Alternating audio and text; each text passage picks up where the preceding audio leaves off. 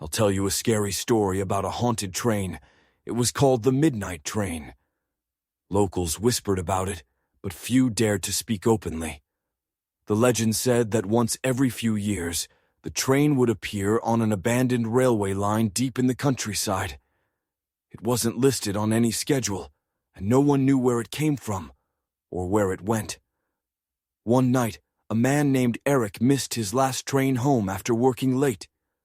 Desperate to get back, he wandered to the old station, hoping to find a taxi or another way out. That's when he saw it, a train sitting silently on the tracks, its lights dim and its doors open. It didn't look like any train Eric had ever seen. The cars were old and rusted, and the windows were fogged over. But he was tired and didn't want to spend the night stranded, so he climbed aboard. The moment he stepped inside, the doors slammed shut behind him.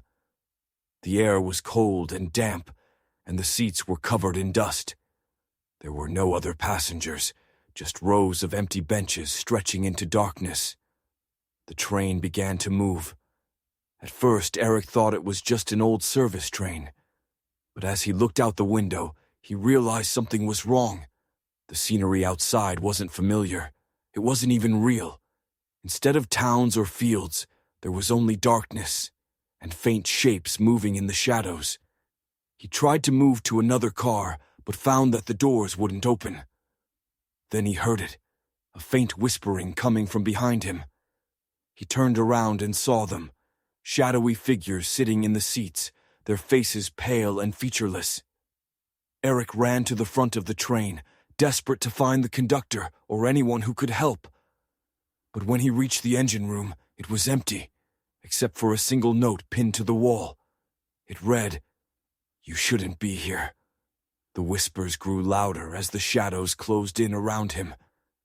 Eric screamed as everything went black. The next morning, locals found his body near the old railway line, cold, pale, and clutching a rusted train ticket in his hand. No one could explain how he got there or what had happened. But some say, if you stand near those tracks at midnight, you can still hear the sound of a train approaching and faint whispers calling your name. Some journeys don't take you home. They take you somewhere far worse.